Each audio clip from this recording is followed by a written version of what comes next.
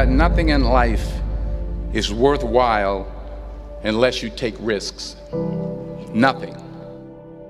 Nelson Mandela said, "There is no passion to be found playing small and settling for a life that's less than the one you're capable of living." Now, I'm sure in your experiences in school and applying to college and picking your major and deciding what you want to do with life, I'm sure people have told you to make sure you have something to fall back on. Make sure you got something to fall back on, honey. But I never understood that concept, having something to fall back on. If I'm going to fall, I don't want to fall back on anything. I want to fall forward. I figure at least this way I'll see what I'm going to hit. Without consistency, you'll never finish. So do what you feel passionate about. Take chances. Don't be afraid to fail. There's an old IQ test, was 9 dots, and you had to draw 5 lines with a pencil within these 9 dots without lifting the pencil. The only way to do it was to go outside the box. Don't be afraid to think outside the box. Don't be afraid to fail big, to dream big. But remember, dreams without goals are just dreams. Reggie Jackson struck out 2,600 times in his career, the most in the history of baseball. But you don't hear about the strikeouts. People remember the home runs. Fall forward. Thomas Edison conducted 1,000 failed experiments. Did you know that? I didn't know that. Because the 1,001st was the light bulb. Fall forward. Every failed experiment is one step closer to success.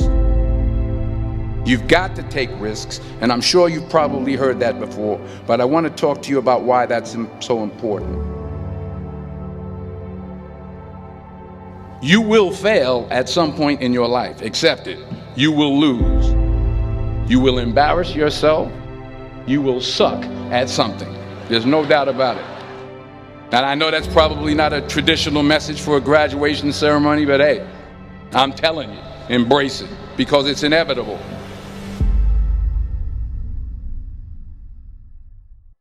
In the acting business, you fail all the time. Early on in my career, I auditioned for a part in a Broadway musical. Perfect role for me, I thought, except for the fact that I can't sing.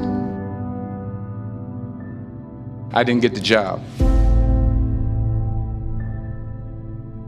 But here's the thing.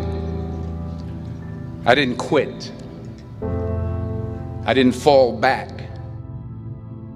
I walked out of there to prepare for the next audition, and the next audition, and the next audition. I prayed. I prayed. And I prayed. But I continued to fail, and fail, and fail. But it didn't matter, because you know what? There's an old saying, you hang around the barbershop long enough, sooner or later you're going to get a haircut. So you will catch a break, and I did catch a break.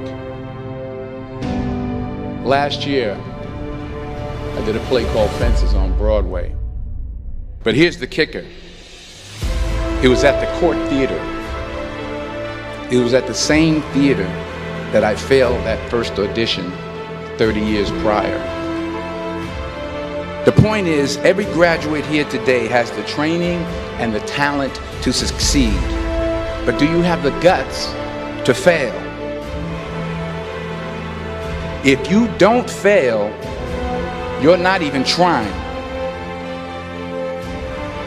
I'll say it again. If you don't fail, you're not even trying. To get something you never had, you have to do something you never did. So imagine you're on your deathbed, and standing around your deathbed are the ghosts representing your unfulfilled potential. The ghost of the ideas you never acted on. The ghost of the talents you didn't use. And they're standing around your bed, angry, disappointed, and upset. They say we came to you because you could have brought us to life, they say. And now we have to go to the grave together. So I ask you today, how many ghosts are going to be around your bed when your time comes?